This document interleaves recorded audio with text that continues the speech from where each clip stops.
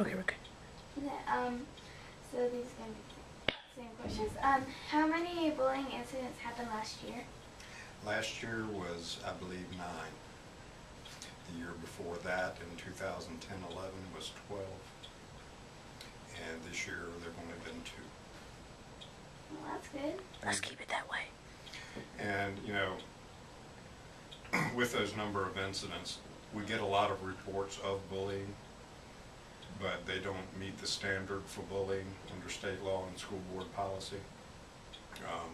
So an incident where someone bumped you or intentionally trying to intimidate you or these types of things are exactly that. It's an incident where we can suspend or take disciplinary action against a student for doing these types of things, but unless it's been a repeated offense, either with one individual or repeated over several other people, it has, the definition is repeated negative behaviors towards classmates or other people. So one incident of a shoulder bump or someone being derogatory in their language towards someone, calling them names or teasing them about hair color, the way they dress, these types of things. One incident is not bullying under the state under state guidelines and under school board guidelines. However, we take it very seriously because it can turn into bullying if they feel, well, I got away with it with that kid, maybe I'll do it again with that kid, or I'll go mess with somebody else. So when we get the report of that, or we get a referral from a teacher, then we go ahead and act on it for what it is. If it's physical abuse, if it's verbal, derogatory written or verbal comments, if it was something that was sent via text message or put on Facebook, that either during the day or even after hours that comes back into the school and creates problems, we can act on things that occurred outside of school. Where does the most common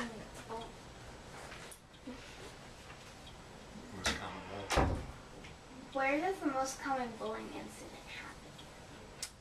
I would say this year, especially either in the locker room or in the cafeteria.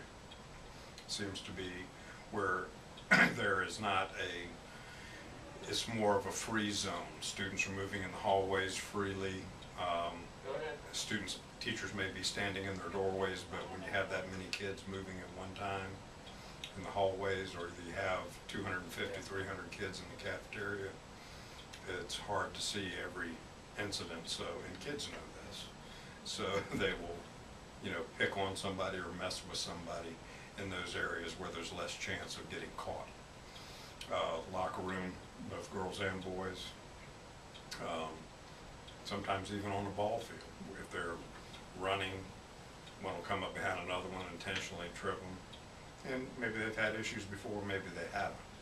But the bottom line is you've created either an injury by horseplay, or you intentionally tried to harm this person or make them fall.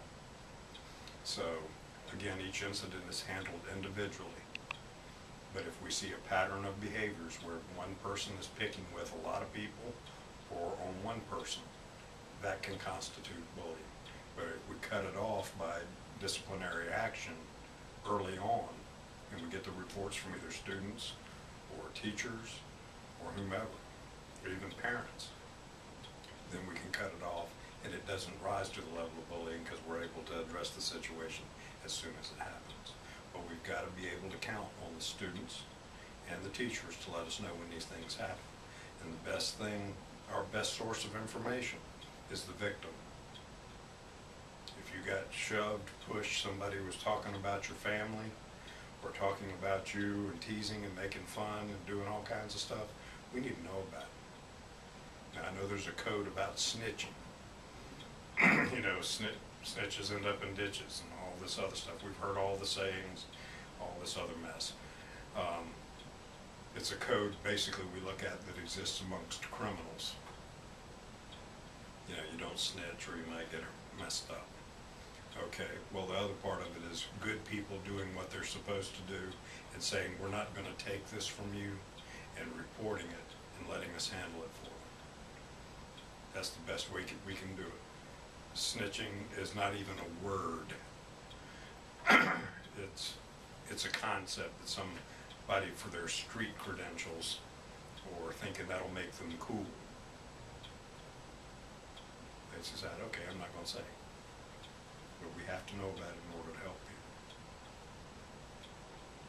people. What happens to the bullies when they get caught? Depending on what the infraction was of the Code of Student Conduct. Like either cyber or physical.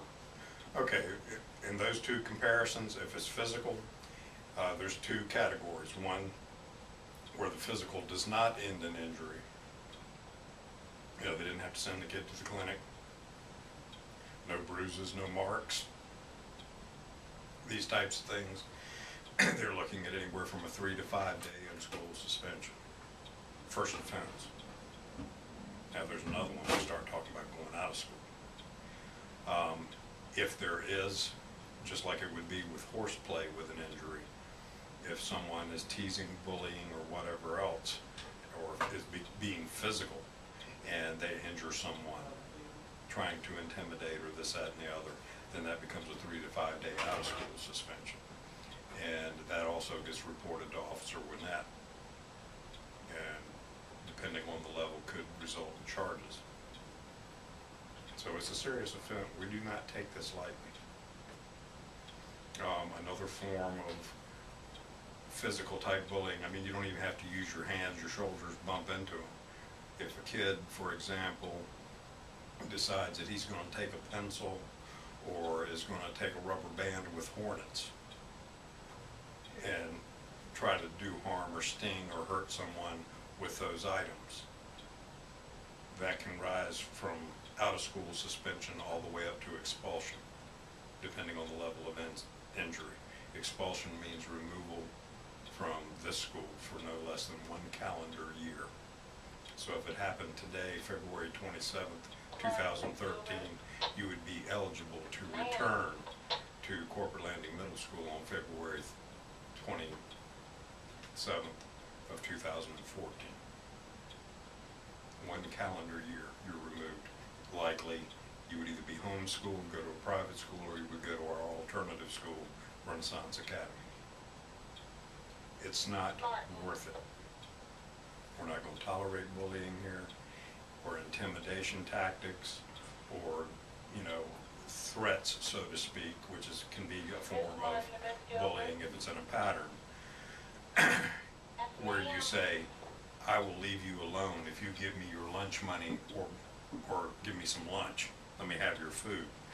That falls under our guidelines for extortion. That you're going to leave someone alone or not harm them if they give you something. So we don't play with that either. What is the most common form of bullying? Name calling mainly. So like social and cyber mostly? It would be difficult to separate them because we have an equal amount of both, where they say things on Facebook or by texting or, you know, even Instagram. They will send things that are inappropriate, or make threats, or make fun of people, or make derogatory comments about people electronically. And again, what most kids don't realize, and even some adults, is that if you transmit any kind of threat, like I'm gonna beat you up, I'm gonna beat you down, you know, we've even had kids put in their text messages or their place on Facebook or Instagram that they're going to shoot somebody. That is transmitting a threat across electronic lines, which is controlled by the federal government, which then becomes a felony. You can be charged with a felony for putting a threat on the internet or by texting or otherwise. And if you're crazy enough to do that, I'm crazy enough to expel you and put you out of here for a year. It's that simple. Do any teachers get bullied in school? Very rarely. And if it is, it might be staff against staff. It's not students against staff. I don't recall ever having a student on staff bullying situation in all the years I've been doing this. But sometimes staff members get on each other's nerves just like kids get on each other's nerves.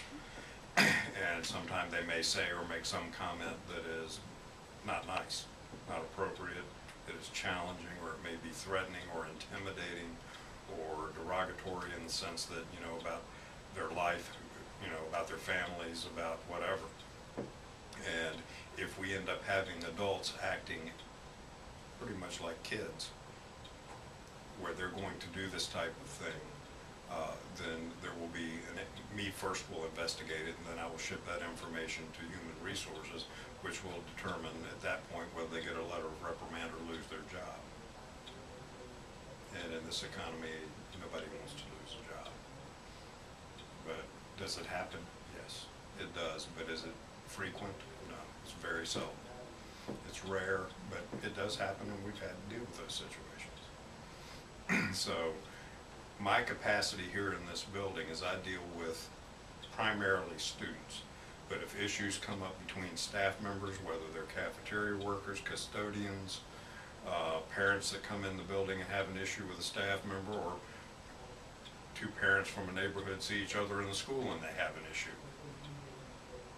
I deal with those as well as the kids. So it all lands right here. So we have a pretty good idea of who messes with who and who doesn't. So it helps us. Thank you. Yeah, you're certainly welcome.